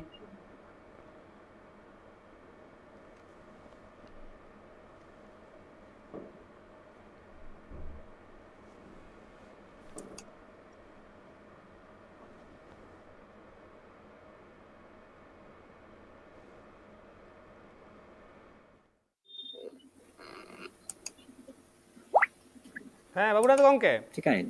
ᱵᱟᱵᱩᱱᱟᱛᱷ ᱜᱚᱢᱠᱮ ᱟᱸᱡᱚᱢᱚᱜ ᱠᱟᱱᱟ? ᱟᱸᱡᱚᱢᱚᱜ ᱠᱟᱱᱟ? ᱦᱮᱸ ᱟᱸᱡᱚᱢᱚᱜ ᱠᱟᱱᱟ। ᱦᱮᱸ ᱟᱫᱚ ᱱᱚᱣᱟ ᱜᱮ ᱡᱟᱦᱟᱸᱧ ᱢᱮᱱᱫᱟ ᱡᱮ ᱢᱟᱺᱡᱷᱤ ᱵᱟᱵᱟ ᱱᱮᱛᱨᱤᱛᱛᱚ ᱛᱮ ᱟᱛᱳ ᱢᱚᱬᱮ ᱦᱚᱲ ᱱᱮᱛᱨᱤᱛᱛᱚ ᱛᱮ ᱟᱵᱚ ᱫᱚ ᱡᱮ ᱠᱟᱹᱴᱤᱡ ᱩᱢᱮᱨ ᱨᱮ ᱡᱮ ᱵᱤᱥᱮᱥ ᱠᱚᱨᱮ ᱡᱮᱢᱚᱱ ᱟᱵᱚᱨᱮᱱ ᱰᱟᱠᱛᱟᱨ ᱠᱚᱠᱚ ᱜᱚᱵᱮᱥᱚᱱᱟ ᱠᱟᱛᱮ ᱠᱚ ᱧᱟᱢ ᱟᱠᱟᱫᱟ ᱡᱮ ᱠᱩᱲᱤ ᱜᱤᱫᱽᱨᱟᱹ ᱫᱚ 18 ᱵᱚছᱚᱨ ᱥᱮ ᱠᱚᱲᱟ ᱜᱤᱫᱽᱨᱟᱹ ᱫᱚ 21 ᱵᱚছᱚᱨ ᱵᱟᱝ ᱦᱩᱭ ᱞᱮᱱᱠᱷᱟᱱ ᱫᱚ ᱵᱟᱯᱞᱟ ᱵᱟᱝ ᱴᱷᱤᱠᱚᱜᱼᱟ, ᱢᱟᱱᱮ ᱦᱚᱲᱢᱚ ᱠᱚ ᱨᱮ ᱵᱤᱵᱷᱤᱱᱱᱚ ᱨᱚᱠᱚᱢᱟᱜ ᱟᱡᱟᱨ ᱠᱚ ᱮᱴᱠᱮᱴᱚᱬᱮ ᱟᱱᱟᱴ ᱠᱚ ᱦᱩᱭ ᱫᱟᱲᱮᱭᱟᱜᱼᱟ, ᱱᱚᱣᱟ ᱠᱷᱟᱹᱛᱤᱨ ᱛᱮᱜᱮ ᱱᱚᱣᱟ ᱠᱚ ᱜᱚᱴᱟᱣ ᱠᱟᱫᱟ। ᱛᱟᱦᱞᱮ ᱱᱚᱜᱼᱚ ᱱᱚᱣᱟ ᱠᱚᱦᱚᱸ ᱢᱟᱺᱡᱷᱤ ᱵᱟᱵᱟᱭ ᱫᱟᱲᱮᱭᱟᱛᱟ ᱵᱚᱱᱟ ᱟᱛᱳ ᱨᱮ ᱜᱟᱞᱢᱟᱨᱟᱣ ᱛᱟᱞᱟᱛᱮ, ᱡᱮ ᱫᱮᱠ ᱟᱯᱮ ᱫᱚ ᱚᱱᱟ ᱥᱟᱶ ᱥᱟᱶᱛᱮ ᱡᱮ ᱱᱚᱜᱼᱚ ᱱᱚᱣᱟ ᱫᱚ ᱵᱩᱡᱽ ᱜᱮ ᱦᱩᱭᱩᱜ ᱛᱟᱯᱮᱭᱟ, ᱟᱨ ᱡᱮᱦᱮᱛᱩ ᱚᱞᱚᱜ ᱯᱟᱲᱦᱟᱣ ᱜᱮ ᱦᱩᱭᱩᱜ ᱠᱟᱱᱟ ᱡᱚᱛᱚ ᱠᱷᱚᱱ ᱢᱟᱲᱟᱝ ᱨᱮ, ᱚᱞᱚᱜ ᱯᱟᱲᱦᱟᱣ ᱵᱟᱝᱠᱷᱟᱱ ᱫᱚ ᱢᱤᱫᱴᱟᱝ ᱥᱚᱢᱟᱡᱽ ᱢᱤᱫᱴᱟᱝ ᱡᱟᱹᱛᱤ ᱵᱟᱭ ᱛᱚᱨᱟᱣ ᱫᱟᱲᱮᱭᱟᱜᱼᱟ। ᱱᱚᱣᱟ ᱵᱤᱥᱟᱭᱚᱱ ᱡᱩᱜᱽ ᱨᱮ, ᱱᱚᱣᱟ ᱥᱚᱥᱱᱚᱜ ᱡᱩᱜᱽ ᱨᱮ ᱵᱟᱭ ᱥᱴᱮᱱᱰ ᱫᱟᱲᱮᱭᱟᱜᱼᱟ, ᱛᱟᱦᱚᱞᱮ ᱚᱞᱚᱜ ᱯᱟᱲᱦᱟᱣ ᱜᱮ ᱦᱩᱭᱩᱜ ᱠᱟᱱᱟ ᱡᱚᱛᱚ ᱠᱷᱚᱱ ᱢᱟᱲᱟᱝ ᱛᱮ। ᱛᱟᱦᱞᱮ ᱱᱚᱣᱟ ᱥᱟᱶ ᱥᱟᱶᱛᱮ ᱡᱮᱦᱮᱛᱩ ᱵᱟᱹᱵᱩ ᱛᱟᱠᱚ ko ᱵᱩᱡᱽ ᱢᱟ, ᱟᱨ ᱵᱤᱥᱮᱥ ᱠᱚᱨᱮ ᱡᱟᱦᱟᱸ ᱧᱮᱞᱚᱜᱚᱜ ᱠᱟᱱᱟ ᱱᱤᱛᱚᱜ ᱡᱮ ᱟᱵᱚᱨᱮᱱ ᱦᱟᱨᱟ ᱜᱚᱫᱚᱜ ᱵᱟᱹᱵᱩ ᱛᱟᱠᱚ ᱥᱮ ᱢᱟᱹᱭ ᱛᱟᱠᱚ, ᱢᱤᱫᱴᱟᱝ ᱱᱚᱣᱟ ᱫᱚ ᱤᱧᱟᱹᱜ ᱵᱩᱡᱽ ᱛᱮᱫᱚ ᱱᱚᱣᱟ ᱫᱚ ᱵᱟᱹᱲᱤᱡ ᱚᱨᱥᱚᱝ ᱠᱟᱱ ᱜᱮᱭᱟ। ᱵᱤᱥᱮᱥ ᱠᱚᱨᱮ ᱡᱟᱦᱟᱸ ᱧᱮᱞᱚᱜᱚᱜ ᱠᱟᱱᱟ ᱱᱤᱛᱚᱜ ᱵᱟᱯᱞᱟ ᱠᱚᱨᱮ ᱦᱚᱸ, ᱡᱮ ᱫᱚᱝ ᱮᱱᱮᱡ ᱠᱚ ᱵᱟᱝ ᱠᱟᱛᱮᱫ ᱦᱟᱱᱮ ᱰᱤᱡᱮ ᱵᱚᱠᱥ ᱛᱮ ᱪᱷᱟᱯᱚᱞ ᱮᱱᱮᱡ ᱮᱠᱟᱞ ᱥᱮ ᱚᱨᱠᱮᱥᱴᱟᱨ ᱦᱚᱸ, ᱱᱚᱣᱟ ᱫᱚ ᱵᱟᱹᱲᱤᱡ ᱫᱚ ᱱᱤᱭᱟᱹ ᱞᱮᱠᱟᱛᱮ ᱦᱩᱭᱩᱜ ᱠᱟᱱᱟ ᱵᱤᱥᱮᱥ ᱠᱚᱨᱮ ᱡᱩᱣᱟᱹᱱ ᱵᱟᱹᱵᱩ ᱢᱟᱹᱭ ᱛᱟᱠᱚ ᱴᱷᱮᱱ, ᱚᱱᱮ ᱡᱮ ᱯᱟশাপাশি ᱞᱮᱸᱜᱟ ᱥᱟ ᱡᱚᱡᱚᱢ ᱥᱟ ᱠᱚᱲᱟ ᱜᱤᱫᱽᱨᱟᱹ ᱠᱩᱲᱤ ᱜᱤᱫᱽᱨᱟᱹ ᱢᱤᱫ ᱛᱮᱠᱚ ᱥᱟᱯᱟᱵ ᱠᱟᱱᱟ, ᱦᱟᱨᱟ ᱜᱚᱫᱚᱜ ᱩᱢᱮᱨ ᱨᱮ ᱢᱤᱫ ᱛᱮᱠᱚ ᱥᱟᱯᱟᱵ ᱠᱟᱱᱟ। ᱟᱨ ᱱᱚᱣᱟ ᱧᱮᱞ ᱦᱩᱭ ᱠᱟᱱᱟ ᱡᱮ ᱛᱩᱱᱠᱷᱤ ᱛᱚᱞᱟᱥ ᱠᱟᱛᱮᱫ ᱦᱚᱭᱛᱳ ᱢᱟᱹᱭ ᱛᱟᱠᱚ ᱫᱚᱠᱚ ᱮᱱᱮᱡ ᱫᱟᱲᱮᱭᱟᱜ ᱨᱮᱦᱚᱸ ᱵᱟᱹᱵᱩ ᱛᱟᱠᱚ ᱫᱚ ᱵᱮᱥᱤᱨ ᱵᱷᱟᱜᱽ ᱜᱮ ᱦᱚᱭᱛᱳ ᱵᱟᱠᱚ ᱮᱱᱮᱡ ᱫᱟᱲᱮᱭᱟᱜᱼᱟ, ᱢᱟᱱᱮ ᱱᱮᱥᱟ ᱪᱷᱟᱲᱟ ᱵᱟᱝᱠᱚ ᱮᱱᱮᱡ ᱫᱟᱲᱮᱭᱟᱜᱼᱟ। ᱱᱚᱣᱟ ᱛᱩᱱᱠᱷᱤ ᱛᱚᱞᱟᱥ ᱠᱟᱛᱮᱫ ᱦᱚᱸ ᱧᱮᱞᱚᱜ ᱠᱟᱱᱟ, ᱥᱮ ᱜᱚ ᱵᱟᱵᱟ ᱠᱚᱦᱚᱸ ᱠᱚ ᱞᱟᱹᱭᱫᱟ ᱥᱮ ᱡᱟᱦᱟᱸᱭ ᱠᱚᱠᱚ ᱮᱱᱮᱡ ᱠᱟᱱᱟ ᱠᱚ ᱞᱟᱹᱭᱫᱟ। ᱛᱟᱦᱚᱞᱮ ᱠᱷᱟᱱ ᱫᱚ ᱢᱤᱫᱴᱟᱝ ᱱᱮᱥᱟ ᱧᱩ ᱠᱟᱛᱮᱫ ᱮᱱᱮᱡ ᱟᱨ ᱠᱚᱲᱟ ᱜᱤᱫᱽᱨᱟᱹ ᱠᱩᱲᱤ ᱜᱤᱫᱽᱨᱟᱹ ᱯᱟশাপাশি ᱥᱟᱵ, ᱱᱚᱣᱟ ᱵᱷᱟᱵᱛᱮ ᱮᱱᱮᱡ, ᱱᱚᱣᱟ ᱦᱚᱸ ᱢᱤᱫᱴᱟᱝ ᱵᱟᱹᱲᱤᱡ ᱚᱨᱥᱚᱝ ᱞᱮᱠᱟ ᱛᱮᱜᱮ ᱤᱧ ᱫᱩᱧ ᱢᱚᱱᱮᱭᱮᱫᱟ। ᱱᱚᱣᱟ ᱦᱚᱛᱮᱡ ᱛᱮᱦᱚᱸ ᱡᱩᱣᱟᱹᱱ ᱵᱟᱹᱵᱩ ᱢᱟᱹᱭ ᱛᱟᱠᱚ ᱚᱞᱚᱜ ᱯᱟᱲᱦᱟᱣ ᱥᱮᱫ ᱩᱱᱟᱹᱜ ᱵᱟᱝ ᱪᱤᱱᱛᱟᱹ ᱵᱷᱟᱵᱽᱱᱟ ᱠᱟᱛᱮᱫ ᱦᱟᱱᱮ ᱥᱚᱝᱥᱟᱨ ᱟᱵᱚᱱ ᱪᱤᱠᱟ ᱠᱟᱛᱮᱫ ᱱᱚᱜᱼᱚ ᱱᱚᱛᱮ ᱦᱚᱸᱠᱚ ᱩᱭᱦᱟᱹᱨ ᱵᱷᱟᱵᱽᱱᱟ ᱜᱚᱫ ᱮᱫ ᱛᱟᱵᱚᱱᱟ। ᱱᱚᱣᱟ ᱠᱚᱦᱚᱸ ᱢᱤᱫᱴᱟᱝ ᱠᱟᱨᱚᱱ ᱨᱮ ᱦᱤᱡᱩᱜ ᱠᱟᱱᱟ। ᱟᱫᱚ ᱱᱚᱜᱼᱚ ᱱᱚᱣᱟ ᱠᱚᱦᱚᱸ ᱟᱵᱚ ᱫᱚ ᱜᱟᱞᱢᱟᱨᱟᱣ ᱛᱟᱞᱟᱛᱮ ᱡᱩᱣᱟᱹᱱ ᱵᱟᱹᱵᱩ ᱢᱟᱹᱭ ᱛᱟᱠᱚ ᱴᱷᱮᱱ ᱵᱚᱱ ᱜᱟᱞᱢᱟᱨᱟᱣᱟ, ᱢᱟᱺᱡᱷᱤ ᱵᱟᱵᱟ ᱢᱟᱫᱽᱫᱷᱚᱢ ᱛᱮᱵᱚᱱ ᱜᱟᱞᱢᱟᱨᱟᱣᱟ, ᱠᱤᱝᱵᱟ ᱠᱞᱟᱵᱽ ᱠᱚᱦᱚᱸ ᱱᱚᱣᱟ ᱫᱚ ᱵᱷূᱢᱤᱠᱟ ᱦᱟᱛᱟᱣ ᱚᱵᱚᱥᱥᱳᱭ ᱫᱚᱨᱠᱟর ᱠᱟᱱᱟ। ᱵᱤᱥᱮᱥ ᱠᱚᱨᱮ ᱵᱮᱥᱤ ᱜᱮ ᱥᱮᱢᱤᱱᱟᱨ ᱠᱚᱨᱟᱣ ᱫᱚᱨᱠᱟর ᱠᱟᱱᱟ ᱱᱤᱭᱟᱹ। ᱟᱨ ᱱᱚᱜᱼᱚ ᱱᱚᱣᱟ ᱦᱚᱸ ᱟᱵᱚ ᱵᱩᱡᱷᱟᱹᱣ ᱠᱚ ᱦᱩᱭᱩᱜ ᱛᱟᱵᱚᱱᱟ, ᱡᱮᱢᱚᱱ ᱥᱤᱠᱠᱷᱟᱥᱨᱤ ᱡᱩᱵᱚᱥᱨᱤ ᱥᱚᱨᱠᱟর ᱴᱟᱠᱟᱭ ᱮᱢᱚᱜ ᱠᱟᱱᱟ ᱯᱟᱲᱦᱟᱣ ᱞᱟᱹᱜᱤᱫ ᱛᱮ, ᱟᱨ ᱢᱟᱹᱭ ᱛᱟᱠᱚ ᱠᱚᱦᱚᱸ ᱵᱩᱡᱷᱟᱹᱣ ᱠᱚ ᱦᱩᱭᱩᱜ ᱛᱟᱵᱚᱱᱟ ᱡᱮ ᱨূᱯᱚᱥᱨᱤ ᱠᱚᱱযাশ্রী ᱛᱚ ᱴᱟᱠᱟ ᱱᱩᱠᱩ ᱠᱚ ᱧᱟᱢᱟ, ᱛᱟᱦᱚᱞᱮ ᱚᱞᱚᱜ ᱯᱟᱲᱦᱟᱣ ᱯᱩᱨᱟᱹᱣ ᱥᱟᱶ ᱥᱟᱶᱛᱮ ᱵᱟᱯᱞᱟ ᱞᱟᱹᱜᱤᱫ ᱛᱮᱦᱚᱸ ᱴᱟᱠᱟ ᱠᱚ ᱧᱟᱢᱟ ᱠᱚ, ᱟᱭᱢᱟ ᱟᱭᱢᱟ ᱴᱟᱠᱟ ᱠᱚ ᱧᱟᱢᱟ। এমনিতে 10,000 12,000 আবার বাপলা রিয়া 25,000, মানে টোটাল যদি বিভিন্ন রকম ভাবতে ñelogoa মিটাং গিদ্রে হো প্রায় বোধহয় 60-70,000 টাকা নয়া পাড়হাও উমের রেগে ñamida। তাহলে অলক পাড়হাও লাগিত তে পুরো অলক পাড়হাও পুরো লাগিত তে বাবু তাকে অলক পাড়হাও পুরো লাগিত তে টাকা কো ñamda, মাই তাকে হকো ñamida। নয় নয়া কহ কিন্তু স্কুল মাচেট কহ সে স্কুল কর্তৃপক্ষ কহ উইহে ভাবনা দরকার কানা। স্কুল পাসটা খন হো প্রাইমারি হয়ো, প্রাইমারি খন হো নয়া দো শুরু একান্ত দরকার কান গিয়া, যেহেতু প্রাইমারি রহ 4 5 गिद्रे को राकाब गदक काना को नुको हो अनेकटा को बुझ को सेड़ायेदा प्राथमिक भाव तेदा और हाई स्कूल रे मानवा अवश्य गे दरकार काना हाई स्कूल कर्तृपक्ष को हेडमास्टर को से ओंडेन को मैनेजिंग कमिटी को नहा उयहर भावना दरकार जे ओलो पढ़ा फुलफिल करते गेले बाबू ताको से मई ताको नुको जुदी अब मुचित धाबी ओलो पढ़ा डहार बन दह का लेताड़ गे ताहले खान दो गार्जियन सला पठुआ को सला गालमारा देना दो कंटिन्यू गे दहो हुए तबना माने कटी उमेर रे बापला रे तिने विशेष करे मई ताको मा हे गे बाबू ताको हो कारण जखन धरो नुको कटी उमेर रे बापला आको बाबू मई ताको धरो 7 8 9 10 खन गे को नोंगाना डहार रे जेतो छापल डीजे माध्यम ते हिजुक कना आबार एचएस आवरी पास तेगे माध्यमिक आवरी पास तेगे जुदी नो संसार गानाडिरी को हिजुआ ताले निजेर जांगा तेमा नको बाबू से मई बांग को तिंगो दाड़िया कना से रुजी रोजगार या डहार हो उन समय द बाको जामिदा ताले नुकुआ संसार द अवश्य हाले ढालेआ नो नो को अब गालमारा हाड़ा मिटांग सिचुएशन उना तहेना जे उनको एक कमी हो बाको याम दाड़िया ओलो पढ़ा बांगते रोजी रोजगार रेना एटा कोनो हर डहार बांग तहेना हासा कमी छाड़ा आदो होंगा खातिर के रेंगे ते दो आरो बई बई ते जस्ती चला हे ओते हो आई हिजु कना मेनखान सोम गंगे ठे नासे नाइन चला सोम गंगे होय जे उन किछु अनाट मिटांग मेना आकदा आदो मझी बाबा मा कमी मेना आकाद गे एकाल मेना आकाद तयाम लई हम लई किदा जे मझी मोड़े हर नोआ कटी मेल लुतुरा लगती कना एकाल लगती कना मेनखान इnye कुकली होना जायगा रे होनकान अनाट ऑक्तो रे मिटांग माचेदा रोल चेर होयो लगती कना हाँ माचेता मा नोडे मिटे गुरुत्वपूर्ण व्यापार कान गया माचेता डिटू रोल ना उनिया जो यहाँ मैं तो माचेत हुई कना जे ओकय को गिदरे को हजू कान स्कूल को हजू कान महाशय जे लई के लका जब रूपश्री कन्याश्री पढ़ा व्यापार ते मिटे कटी खय लटू पर्यंत 12 पर्यंत उनी 50-60,000 টাকা जामदा पढ़ा लिए हो से बापा तो जाहो ओनागी मिटे माचेता कथा कना माचेत ओनागी उनकागी बुझावया जे आबू बाम बाबू पढ़ाव लेन खाय आबू किंतु आइमा कमी बाबू यामा से जहाना मिटे ठेकेदारी कमी हो बेटे मैनेजर कमी हो विभिन्न कमी बाबू यामा ताहले आबू चिकाते आबू बाबा संसार चिकाते बु लाहाया जे अर्थनैतिक काठामो चिकाते बु माने सुधरी रिया तो ओना विषयते उदा माचेता कान गया नहीं आसल रोल उनी मत यदि बुझवाए खाए मिटे पढ़ाओ गिद्रे ताले उनी निश्चय किंतु ये बुझो दरे आज एकाल है जहां स्कूले हिजुगो कना उनी तो ना होय बुझा मेनखान जहां ओना लॉकडाउन तायम को बगी का स्कूल हिजुके को बंदो का उनको रुवाड़ अगु रे मिटांग माचेदा ओका भूमिका तहन लगते नुका मिटे रोल या दरकार कना जे ओकय को स्कूल छूट को ना को नितो धरे स्कूल बाकु कान इया स्कूल काम ते भरतपुर हाई स्कूल है ये उंडा आसे पासे जे ओकय को आदिवासी मिना को पटुआ जे कुड़ी से कोड़ा ओको को पढ़ा कान दो इया रोल काम ते जे उंडे ना तू चलाव कते उनको गार्जियन साथे ना से दी गरमा खाए जे नुई गिदरे उकार चलाव कोना चे चिकायदा है ताहले इन दो नुडे पेया पुनिया से मोड़े कोटे आतु मिना उन आतुरिन खटा लखाय नेदो माचेते कान गया सरकार हो मेंदाय जे नुको जे पैरा टीचर मिना को नुको को मेन का को जे आपे आले स्कूल जेमन 6 जन ना को उनको सप्ताह रे मी बार दिन काते स्कूल छूट गिदरे को माने ठेकु चला उनको तो जेदा आत्मा को जो उना कारण को आजम गया एवं हेडमास्टर को लेया से एमसी को लई को नंबर को तो उनका लगित काते हो इन परमानेंट टीचर कना इन धरे दो हेडमास्टर कुलिया से बाय कुलिया ओना इया दरकार कांतिया इया जति कोय कनाय कुड़ी से कोड़ा उनी इन जुदी चला कते जुदी उनी जुदी काउंसलिंग काते अगु दराय खाय निये मांग कथा इन नेलदा नुकागी किंतु समाधान तो हुई दराया माने सानाम स्कूल रे जागे माचेत मेना आकाद कुआ सांताड़ी माचेत को उनको अनवा आर की रोल तहन लगती कान तकवा से नवा भूमिका आर की उनको पलाव लगती कान तकवा में तामे मोनेया है इदो नीदो मी लगती कान गया उनको जे निजेर दरदी निजेर जाति उनको अहगुली लगी इया स्कूल आसपास जा बिना आतु उना लगती कान गया मते कुआ जे चलाव करते मुझे खबर अगु लखा तो निजे की बेस्ट बाका तो चिकाते उनको कुआ निगना या मेंदो नि नुका तगी उनको तो अगु दरे कुआ एकाल एतेखान आमा होय नवा जहां उपय नीतेम लय सदर के तबना जे जागे स्कूल रे माचेत को मेना काट कोआ आर कम बेसी जतो school reggae aburen macet ko mena akat ko geya unkuak noa daitto tina cerha ko palawa ona hoyto kichu din tayom ge ha badai nyamogoa je noa daitto tina cerha sahi palaw kate unku gider ko ruwad agu kawa se school mukhi ka ko ona do hoyto koyek din pore ge ona result nyamoa orjo nyamogoa ona tangi tara taheri menkan babunath gongke no santali medium te galmarau te metang kukli node heina node aima kichu anat rena katha heina mekan ona anat ko babote galmarau hoyo ona lahare jaha nyanyeliya ko mena akat pia ape sanam nyanyeliya ko lagit te metang uchen je ape ho ape ya mone rena jaha kukli mina akat tapia patua ko babote nungkan anat babote bar bochor se bar serma jaha lockdown tahe kan ona lockdown re jaha anat setere kana patua ko then one ona ko oka leka ape pe nyel kada se ape ya oka leka na kukli ko mena akat tapia ape ho pe doho dareya sorasori ale pe phone dareya ar ale sala pe robor dareya saure mena akat kin babunath gongke ar som gongke unkin sala pe robor dareya ale contact number 9531693409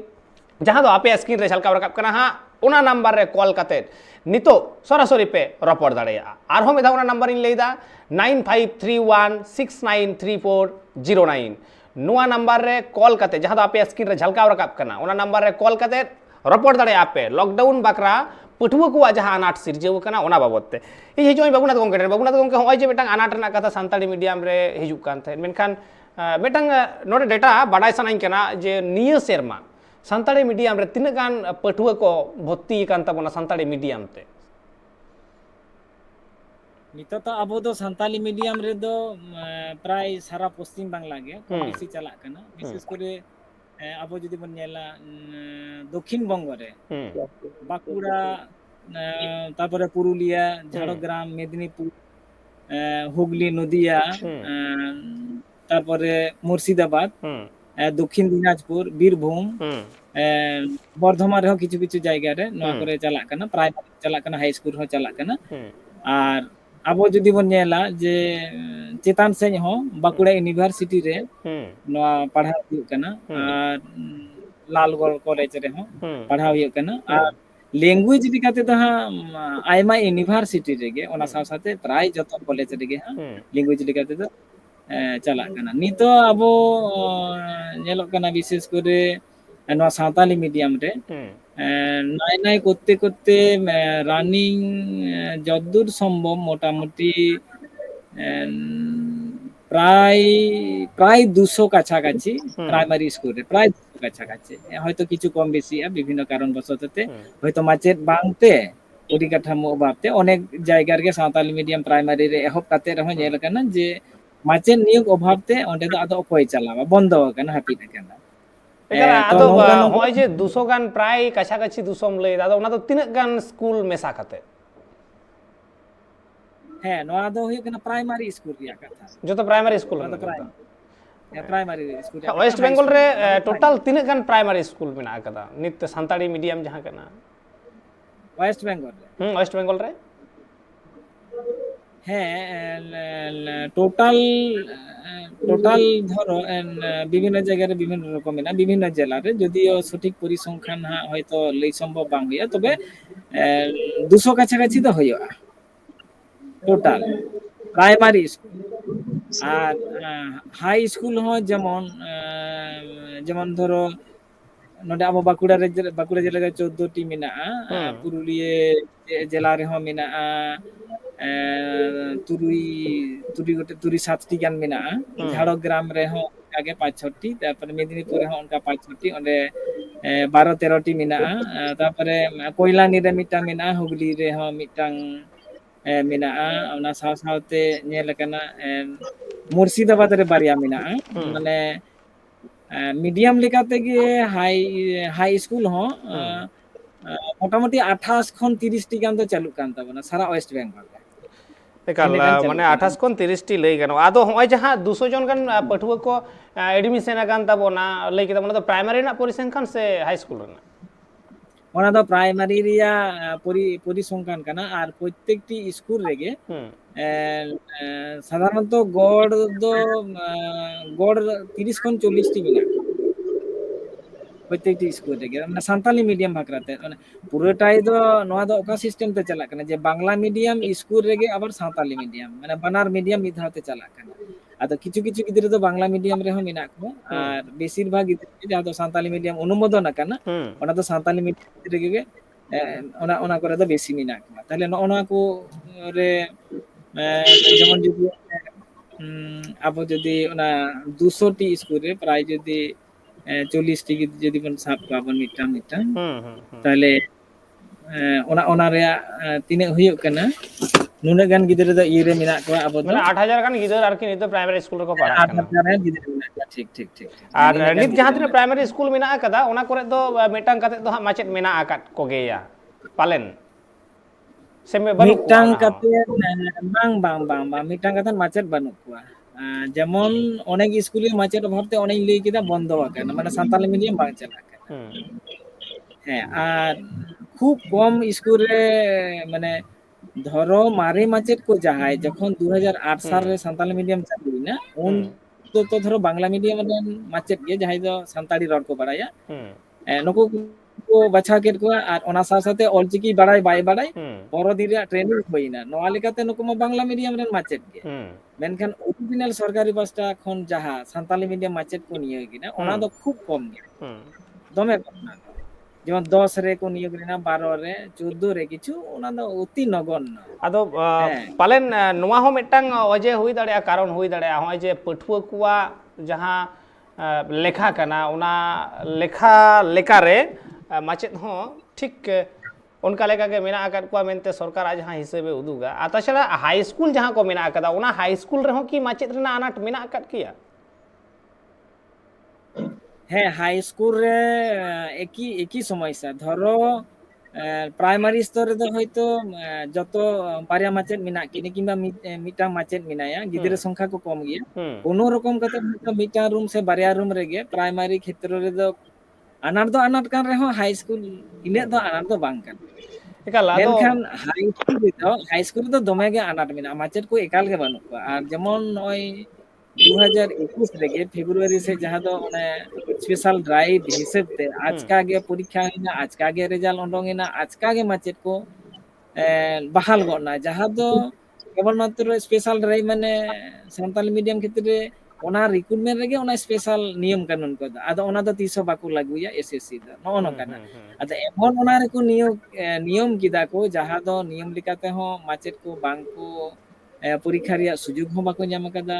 जहाँ दो सान्ताली medium special drive रे नियोग हुआ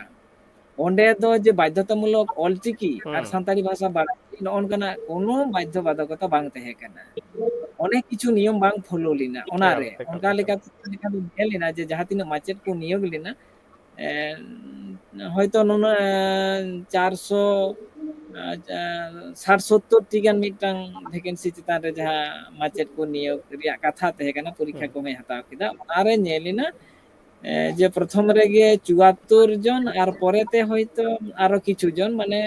হয়তো 90 কাছাকাছি মনে হয় 100 নিচে গিয়ে যাহা দো 470 মাচেদ নিয়োগ কথা তহে কানা ওডে 100 লাতার রেগে মাচেদ को নিয়োগ না নুকু মাচেদ দো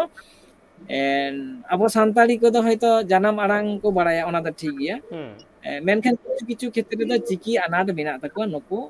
সরকারি মাচেদ को যাই দো ফুল টাইমার মাচেদ को আর যেহেতু না তো কোটা হ্যাঁ মানে মাচেদ ᱨᱮᱱᱟᱜ আনাট ᱡᱟᱦᱟᱸ ᱨᱮ ᱥᱤᱨᱡᱟᱹᱣ ᱠᱟᱱᱟ ᱡᱟᱦᱟᱸᱭ ᱯᱷᱩᱞ ᱴᱟইᱢᱟᱨ ᱢᱟᱪᱮᱫ ᱠᱚ ᱠᱟᱱᱟ ᱠᱚ ᱩᱱᱠᱩ ᱪᱤᱠᱤ ᱟᱱᱟᱴ ᱠᱷᱟᱹᱛᱤᱨ ᱛᱮ ᱢᱤᱫᱴᱟᱝ ᱢᱟᱪᱮᱫ ᱨᱮᱱᱟᱜ ᱟᱱᱟᱴ ᱟᱨᱦᱚᱸ ᱢᱟᱲᱟᱝ ᱧᱮᱞ ᱚᱱᱟ ᱧᱟᱢᱚᱜ ᱢᱤᱫᱴᱟᱝ ᱠᱟᱱᱟ ᱟᱱᱟᱴ ᱪᱤᱠᱤ ᱟᱱᱟᱴ ᱮᱠᱟᱞ ᱟᱨ ᱢᱤᱫᱴᱟᱝ ᱱᱚᱰᱮ ᱡᱮᱢᱚᱱ ᱢᱮᱱᱟᱜᱼᱟ ᱡᱮ ᱡᱮᱦᱮᱛᱩ ᱱᱚᱣᱟ ᱫᱚ ᱠᱳᱴᱟ ᱥᱤᱥᱴᱮᱢ ᱠᱟᱱᱟ তাহলে এসসি এসটি ওবিসি মানে যাহাই ᱫᱚ ᱥᱟᱱᱛᱟᱲ ᱨᱚᱲ ᱥᱟᱱᱛᱟᱲᱤ ᱵᱟᱝ ᱠᱟᱱᱟ ᱠᱚ ᱟᱹᱫᱤᱵᱟᱹᱥᱤ ᱵᱟᱝ ᱠᱟᱱᱟ ᱠᱚ ᱚᱱᱠᱟᱱ ᱠᱚᱦᱚᱸ ᱱᱚᱰᱮ ᱫᱚ ᱢᱟᱪᱮᱫ ᱨᱮᱭᱟᱜ ᱫᱟᱣ ᱠᱚ ᱧᱟᱢᱟ ᱠᱚ ᱠᱳᱴᱟ ᱥᱤᱥᱴᱮᱢ ᱛᱮ ᱛᱚ ᱩᱱᱠᱩ ᱫᱚ ᱧᱮᱞ ᱟᱠᱟᱱᱟ ᱪᱤᱠᱤ ᱦᱚᱸ ᱠᱷᱩᱵ একটা পরিষ্কার বাক্য বাড়ায়া আর রড় হᱚᱸ ᱴᱷᱤᱠ ᱴᱷᱟᱠ ᱵᱟᱠᱚ ᱵᱟᱲᱟᱭᱟ ᱟᱨ ᱥᱟᱶᱦᱮᱫ ᱪᱮᱛᱟᱱ ᱨᱮᱫᱚ ᱡᱮ ᱟᱭᱢᱟ ᱜᱮ ᱵᱟᱲᱟᱭ থাকা চাই সামহেদ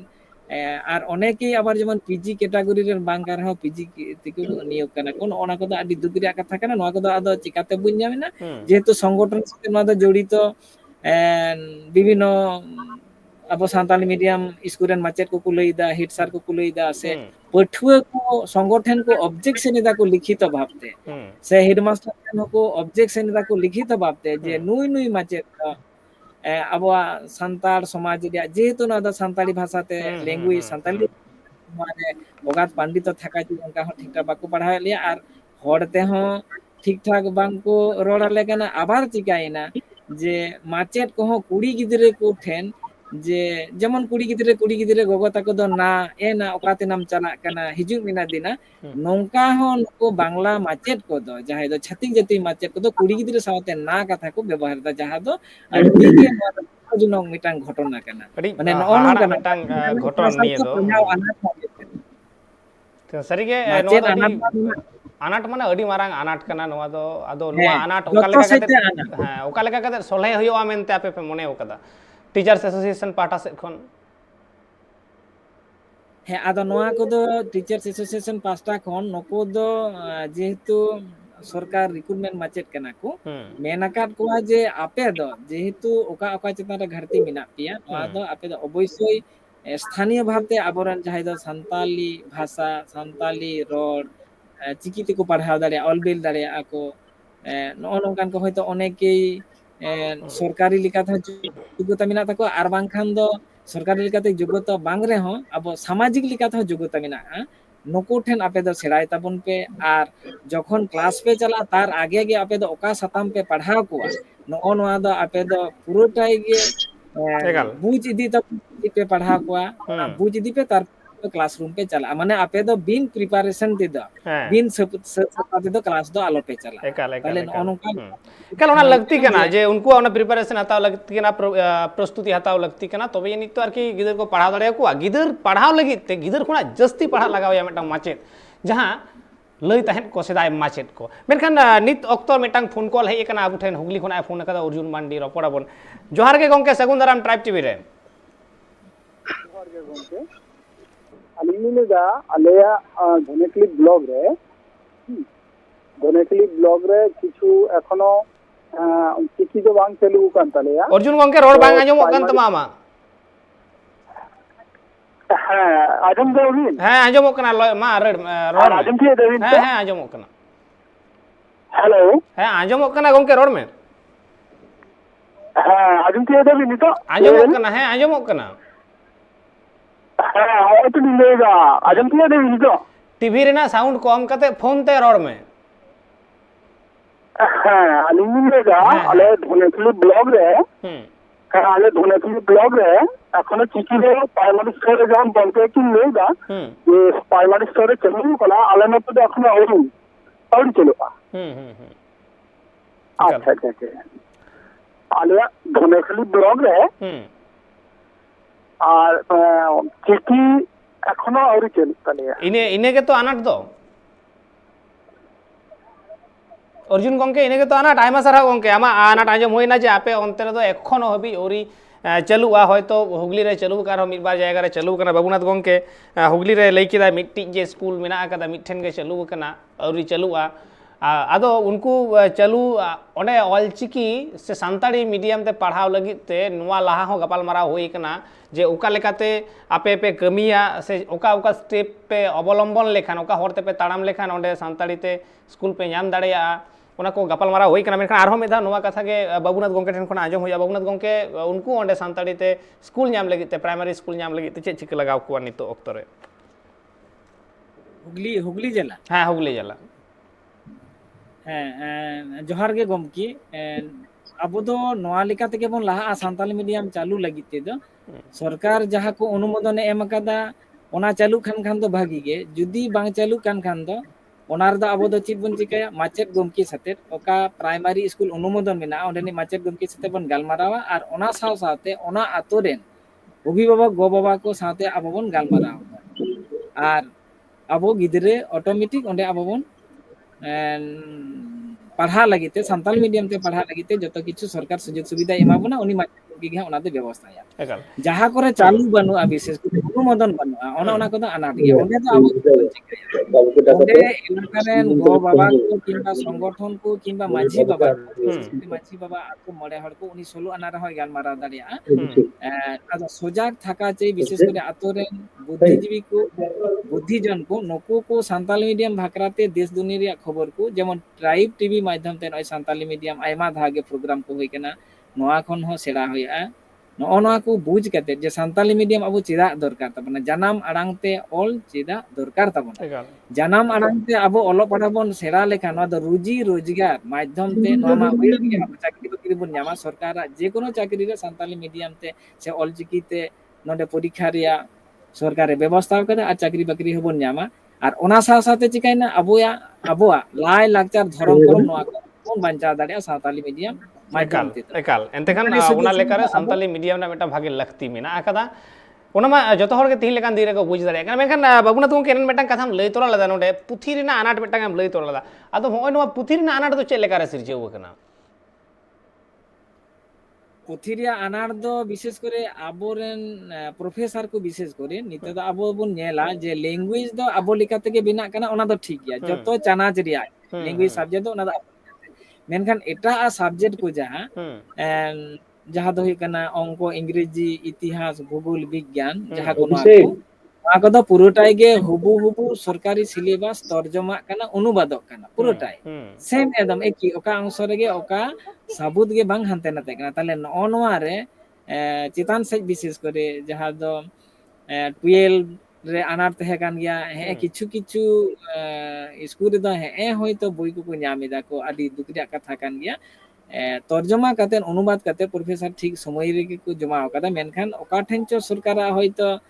প্রেস রিয়া আনাট বলো সে জাহানাক গে মিটাং হয়তো ত্রুটি বলো ওনা লেকাতে বই ছাপারে দেরি একান থেকে আবরেন পাঠুয়া কো ঠিক সময় রে বই বাকো ñam আকাদা। আবরেন প্রফেসর কো বিশেষ করে যাই অলচিকি কো বাড়ায়া কো সে সান্তাল রড কো বাড়ায়া নকো দো ঠিকঠাক গে তাতে মাচেট সেমলেট খন পাঁচটা বলো সে এটা গণঠন পাঁচটা খন বলো সরকার দা আবো পুরো গড় বন এমাই কানা, মাচেট কো গড় কো এমাই কানা। আদো আনার দো হা নোয়া লেকা থেকে ইন দুই মনেদা সে নোয়া তথ্য মেনাআ সাংগঠনিক ভাবতে যে ছাপা রেগে নোয়া কো ঠিক সময় রে বাং ছাপা কানা, নোয়া লেকা থেকে পাঠুয়া কো ঠেন বাং সেটেরক কানা, মানে তর্জমা কদো লাহা রেগে সাᱹᱛ ᱟᱠᱟᱱᱟ। ᱦᱳᱭ ᱦᱳᱭ। ᱟᱫᱚ ᱚᱱᱟ ᱛᱟᱞᱟ ᱨᱮᱦᱚᱸ ᱫᱟᱹᱵᱤ ᱢᱟঝে মধ্যে ᱨᱟᱠᱟᱵ ᱜᱮᱭᱟ ᱡᱮ ᱟᱭᱢᱟ ᱚᱞ ᱛᱚᱞ ᱡᱟᱦᱟᱸ ᱢᱮᱱᱟᱜ ᱟᱠᱟᱫᱟ ᱚᱱᱟ ᱯᱩᱛᱷᱤ ᱠᱚᱨᱮ ᱟᱨᱠᱤ ᱫᱚᱢᱮ ᱵᱷᱩᱞ ᱵᱷᱟᱞ ᱠᱚ ᱢᱮᱱᱟᱜ ᱟᱠᱟᱫᱟ, ᱵᱷᱩᱞ ᱵᱷᱨᱟন্তি ᱢᱮᱱᱟᱜ ᱟᱠᱟᱫᱟ ᱡᱮ ᱥᱟᱱᱛᱟᱲᱤ ᱡᱟᱦᱟᱸ ᱛᱤᱱᱟᱹᱜ ᱯᱩᱛᱷᱤ ᱪᱷᱟᱯᱟᱣ ᱟᱠᱟᱱᱟ ᱱᱚᱝᱠᱟ ᱠᱩᱠᱞᱤ ᱨᱟᱠᱟᱵ ᱦᱤᱡᱩᱜᱼᱟ, ᱢᱮᱱᱠᱷᱟᱱ ᱠᱩᱠᱞᱤ ᱴᱷᱤᱠ ᱦᱚᱸᱜᱼᱚᱭ ᱱᱚᱣᱟ ᱡᱟᱭᱜᱟ ᱨᱮ ᱡᱮ ᱚᱱᱮ ᱵᱷᱩᱞ ᱵᱷᱨᱟন্তি ᱢᱟ ᱦᱚᱭᱛᱚ ᱛᱟᱦᱮᱸ ᱟᱠᱟᱱᱟ, ভুল ᱟᱠᱟᱱᱟ, ᱚᱱᱟ ᱯᱟᱹᱴᱷᱩᱣᱟᱹ ᱠᱚᱴᱷᱮᱱ ᱪᱟᱞᱟᱜ ᱠᱟᱱᱟ, ᱵᱷᱩᱞ ᱪᱟᱞᱟᱜ ᱠᱟᱱᱟ। ᱟᱫᱚ ᱦᱚᱸᱜᱼᱚᱭ ᱡᱮ 2 ᱥᱮᱨᱢᱟ ᱞᱚᱠᱰᱟউᱱ ᱛᱟᱦᱮᱸ ᱠᱟᱱ, ᱚᱱᱟ ᱞᱚᱠᱰᱟউᱱ ᱨᱮ ᱡᱩᱫᱤ ᱠᱚ ᱢᱚᱱᱮ ᱠᱮᱭᱟ ᱟᱵᱚᱨᱮᱱ ᱡᱟᱦᱟᱸ ᱛᱤᱱᱟᱹᱜ ᱜᱮ ᱥᱟᱱᱛᱟᱲᱤ ᱛᱮ ᱚᱱᱟ ᱯᱩᱛᱷᱤ ᱠᱚᱠᱚ ᱚᱞᱮᱫ, ᱚᱱᱟ 2 ᱥᱮᱨᱢᱟ ᱞᱚᱠᱰᱟউᱱ ᱵᱷᱤᱛᱤᱨ ᱨᱮ ᱚᱱᱮ ᱚᱱᱟ ᱡᱟᱦᱟᱸ ᱵᱷᱩᱞ ᱢᱮᱱᱟᱜ ᱟᱠᱟᱫᱟ ᱚᱱᱟ ᱫᱚᱠᱚ ᱥᱩᱫᱷᱟᱹᱨ ᱫᱟᱲᱮᱭᱟᱜ ᱠᱮᱭᱟ ᱯᱟᱞᱮᱱ, ᱵᱟᱵᱩᱱᱟᱛᱷ ᱜᱚᱢᱠᱮ ᱟᱢᱟᱜ ᱪᱮᱫ ᱢᱚᱱᱮ ᱦᱩᱭᱩᱜᱼᱟ? একদম গে ঠিক নয় দা, নোয়া লেকাতে তো সাংগঠনিক ভাবতে ধরো নিজের নিজের জেলা করে ডিআই ঠেন হো গালমারাও হই কেনা, সে সর্বশিক্ষা মিশন করে গালমারাও হই কেনা, প্রাইমারি স্তর রে হো চেয়ারপারসন ঠেন হো গালমারাও হই কেনা, আর ডিমান্ড কো হো সরকার এম হই কেনা যে নোয়া দো আডি উসেরা গে দেন নোয়া কো দো ওকা করে ভুল ত্রুটি মিনা প্রি প্রাইমারি খন পুরোটাই চেতান দাবি 12 দাবি সে হানে ডিগ্রি কোর্স দাবি, তো ডিমান্ড এম কাতে রহ সরকার পাস্টা খন গে নোয়া ওকা ঠেন চো চিট আনাট এটকেটড়ে মেনা যে কামি দো বাং লাহাও কানা, যে সাংগঠনিক ভাবতে দো নোয়া দো দুর্বলতা বানোয়া, মাচেট সেমলেট সে পাকানা মহল নোয়া খন দো ডিমান্ড দো যত দপ্তর গে এম হই কেনা, মেনখান নিত ধাবিতে ওকা ঠেন সরকারাᱜ চিট অসুবিধা সে আনাট মেনা নিত ধাবিতে নোয়া কামি হরা বাই সাব আকাদা। ᱢᱮᱱᱠᱷᱟᱱ ᱥᱟᱹᱨᱤᱜᱮ ᱛᱤᱦᱤᱧ ᱡᱟᱦᱟᱸ 2 ᱥᱮᱨᱢᱟ ᱞᱚᱠᱰᱟউᱱ ᱪᱟᱞᱟᱣ ᱟᱠᱟᱱᱟ ᱟᱹᱰᱤ ᱚᱠᱛᱚ ᱱᱚᱝᱠᱟ ᱟᱸᱡᱚᱢ ᱟᱠᱟᱱᱟ ᱦᱚᱭᱛᱚ ᱡᱮ ᱡᱟᱦᱟᱸᱭ ᱢᱟᱪᱮᱫ ᱠᱚ ᱢᱮᱱᱟᱜ ᱠᱚᱣᱟ, ᱯᱨᱚᱯᱷᱮᱥᱟᱨ ᱠᱚ ᱢᱮᱱᱟᱜ ᱟᱠᱟᱫ ᱠᱚᱣᱟ, ᱩᱱᱠᱩᱣᱟᱜ ᱚᱠᱛᱚ ᱵᱟᱝ ᱠᱷᱟᱹᱛᱤᱨ ᱛᱮ ᱦᱚᱭᱛᱚ ᱵᱟᱠᱚ ᱥᱩᱫᱷᱟᱹᱨ ᱫᱟᱲᱮ ᱠᱟᱣᱫᱟ, ᱢᱮᱱᱠᱷᱟᱱ 2 ᱥᱮᱨᱢᱟ ᱥᱚᱢᱚᱭ ᱜᱮ ᱡᱚᱛᱷᱮᱥᱴᱚ ᱵᱟᱝ ᱛᱟᱦᱮᱸ ᱠᱟᱱᱟ ᱚᱱᱟ ᱥᱩᱫᱷᱟᱹᱨ ᱵᱟᱵᱚᱫ ᱛᱮ, ᱱᱚᱣᱟ ᱠᱩᱠᱞᱤ ᱛᱚ ᱢᱤᱫᱴᱟᱝ ᱛᱟᱦᱮᱱ ᱠᱟᱱ ᱜᱮᱭᱟ, ᱪᱮᱫᱟᱜ ᱥᱮ ᱩᱱᱟᱹᱜ ᱫᱟᱭᱤᱛᱛᱚᱥীᱞ ᱦᱩᱭᱩᱜ ᱞᱟᱜᱟᱜᱼᱟ ᱫᱟᱨᱟᱭ ᱠᱟᱱ ᱫᱤᱱ ᱨᱮᱱ ᱯᱤᱲᱦᱤ ᱠᱚ ᱞᱟᱹᱜᱤᱫ ᱛᱮ। ᱢᱩᱪᱟᱹᱫ ᱢᱤᱫᱴᱟᱝ ᱠᱩᱠᱞᱤ ᱟᱛᱮ ᱤᱧ ᱪᱟᱞᱟᱜᱼᱟ ᱤᱧ ᱥᱳᱢ ᱜᱚᱢᱠᱮ ᱴᱷᱮᱱ। ᱥᱳᱢ ᱜᱚᱢᱠᱮ ᱦᱚᱸᱜᱼᱚᱭ ᱡᱮ ᱞᱚᱠᱰᱟউᱱ ᱛᱟᱭᱚᱢ ᱥᱠᱩᱞ ᱡᱷᱤᱡ ᱟᱠᱟᱱᱟ, ᱯᱟᱹᱴᱷᱩᱣᱟᱹ ᱠᱚ ᱢᱤᱫ ᱵᱟᱨ ᱠᱚ ᱦᱤᱡᱩᱜ ᱠᱟᱱᱟ, ᱩᱱᱠᱩᱣᱟᱜ ᱯᱟᱲᱦᱟᱣ ᱨᱮ ᱜᱚᱛᱤ ᱟᱹᱜᱩᱭ ᱞᱟᱹᱜᱤᱫ ᱛᱮ ᱪᱮᱫ ᱪᱤᱠᱟᱹᱭ ᱦᱩᱭᱩᱜᱼᱟ? হ্যাঁ উনকু লাহাতে মা গতি তᱟᱦᱮᱸ ᱠᱟᱱ ᱜᱮᱭᱟ, ᱱᱤᱛᱚᱜ ᱞᱚᱠᱰᱟউᱱ ᱠᱷᱟᱹᱛᱤᱨ ᱛᱮ 2 ᱥᱮᱨᱢᱟ ᱡᱚᱠᱷᱚᱱ ᱞᱚᱠᱰᱟউᱱ ᱦᱩᱭᱱᱟ ᱩᱱᱠᱩ ᱠᱤᱱᱛᱩ ᱩᱱᱤ ᱢᱚᱦᱟশয় ᱞᱟᱹᱭ ᱠᱮᱫ ᱞᱮᱠᱟ যে উনি অক্ষর বাই এল ঠিক দেখানা, ঠিক তো রিডিং হᱚᱸ বাই ᱯᱟᱲᱦᱟᱣ ᱫᱟᱲᱮᱭᱟᱜ ᱠᱟᱱᱟ, তো উনকু নিয়ে অসুবিধা খয় যেমন মজ তে বু আᱹᱜᱩ ᱠᱚᱣᱟ যে মজ ᱛᱮᱠᱚ ᱡᱚ ᱯᱟᱲᱦᱟᱣ ᱫᱟᱲᱮ, তো উনকু মানে উনকুᱣᱟᱜ ᱜᱩᱛᱤ ᱵᱚ ᱟᱹᱜᱩᱭ ᱠᱷᱟᱡ তাহলে ᱤᱧᱟᱹᱜ ᱢᱮᱱ ᱨᱮ ᱢᱚᱱᱮ ᱦᱩᱭᱩᱜ ᱠᱟᱱᱟ যে স্কুল ᱟᱵᱚ ᱯᱟᱲᱦᱟᱣ ᱠᱚᱜᱮ যদি আরো যদি নাসিয়া যদি আᱛᱩ রে নাসিয়া কোচিং কাতে সে বারিয়া আᱛᱩ মিলতে মিটে আᱛᱩ রে কোচিং কাতে বু দাঁড়ি কো, তাহলে কিন্তু উনকু তো লাহাতনা গতি কো আগু দাঁড়িয়া হ্যাঁ আদᱚ ᱚᱱᱟ ᱫᱚ ᱚᱠᱚᱭ ᱵᱟᱝᱠᱷᱟᱱ ᱵᱚᱱᱫᱮᱡᱟ ᱫᱚ ᱚᱱᱟ ᱵᱮᱵᱚᱥᱛᱷᱟᱭᱟᱭ ᱚᱠᱚᱭ ᱚᱱᱟ ᱠᱳচিᱝ ᱨᱮᱱᱟᱜ হ্যাঁ ওনা ব্যবস্থা মাছিত গে করা উচিত মাছিত যেহেতু তেন কানা ওনা স্কুল আশেপাশে যা আতু কো মেনা উনি যদি উনকু গিদ্রে কো তিনে কো হজুক কানা যত যদি উনকু মেতাও খায় যে এক দেড় ঘন্টা বা 2 ঘন্টা দুরু কাতে যদি উনকু নাসে লই কো খায় তাহলে ইয়া মেনে না যে উনকু কিন্তু লাহাতে লাগাই কে গুতি কো হজু তকवा হ্যাঁ লাহাতে লাগা যে উনকু পড়া কাদনवा যত যত সাবজেক্ট जो सब्जेक्ट ना 5 से छोटे 7टी जो तो सब्जेक्ट मोटामुटी को कोड़ा दे तो ओना करा उनका कमी कोड़ा लखाय किंतु मिटे गुति हजू तकवा कारण आबू नेल लगा लॉकडाउन लहारे जेभाबे उनको को पढ़ा का दमा मौज गे हजू को आपको पढ़ा कना को हैं उनको कोनो असुविधा बांग बुझे का दमा जे मौज को रीडिंग फिटिंग जत पढ़ा कना उनको तो जा किछु इंग्लिश हो किंतु नय लॉकडाउन खातिर को उनको बोई साथे कोनो संपर्क को बनुआ जेहेतु जेमन आतु से बुझेला বেশিরভাগ ইয়ে নেটওয়ার্ক কি বলুয়া নেটওয়ার্ক বাংতেন খায় যে অনলাইন তে ক্লাস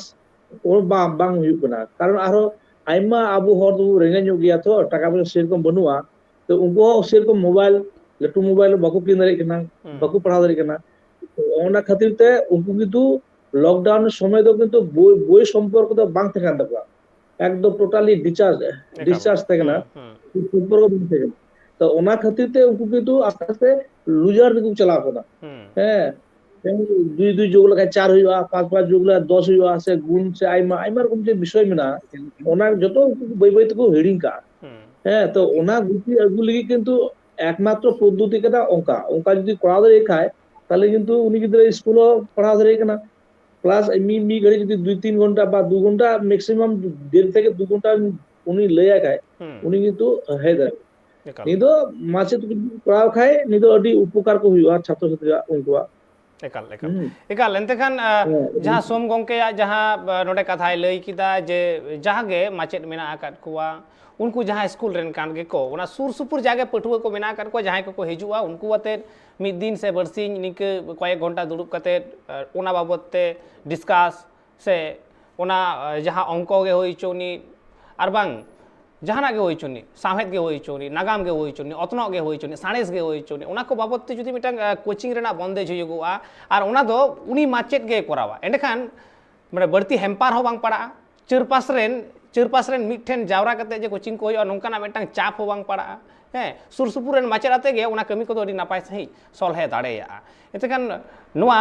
तिना लगन जो बिलिया ओना हो मिटांग नेल रेना कना आस तो तहन गिया जे नोंका कतेत गे सांताड़ी मीडियम को मेना आकात सांताड़ पठुआ को मेना आकात कुआ अदीम पठुआ को मेना आकात कुआ उनको को लाहा चला मा लगन खन लगन आर नपाय नपाय ठाव को सेटेरो मा नुआ आस ताहेना मेनखान ओना गड़ो गड़ो सपोहर रे ना गड़ो सपोहर रे तिना गान माचेत को लाहा हिजुक कना नुआ हो नेल रेना मेना आकादा आर तिहिया नुआ गपालमारा अखड़ा रकिन जपड़ाव कान तहन मानतान बाबुनाथ टुडू गंके आर सावते तहे कना सोम हेमब्रम गंके बानार गंके के ट्राइब टीवी पार्से खन अडी आयमा सारहाव आर जोहार चालाबेन हुयुक कना जोहार और अबुआ जहाँ तिहिया नुआ गपालमाराव ताहे कना जे नुआ करहाड़ पाटेत रे जहाँ हन हुई कना हन मा अड्डाक गे हुई कना ओना हन रे जहाँ पठुआ को नुआ ओलोक डाहार बगी कते एटा डाहार को अपनारा कदा उनको चिका कते रुवाड़ अगु को हुआ से ओलोक पढ़ाव रे जहाँ मिटांग गति ताहे कना ओना तिहिन बनु कदा ओना चिका लेका रुवाड़ अगु हुआ नुआ को बाबत ते आयमा किछु कथा थुती होइना और नुआ को अपनार कते जुदी आबुरेन पठुआ को लाहांती डाहार ते बोन चाचू दाड़े को पालेन नुआ के जतो खन मारांग सक्सेस हुई दाड़ेया और तिहिया गपालमाराव आखड़ा नोडे गे मुचाद हुयुक कना मा एनखान नोंका गे ट्राइब टीवी नाटा कमी होरा को नेल लगी नेल कान थाइन पे ट्राइब टीवी।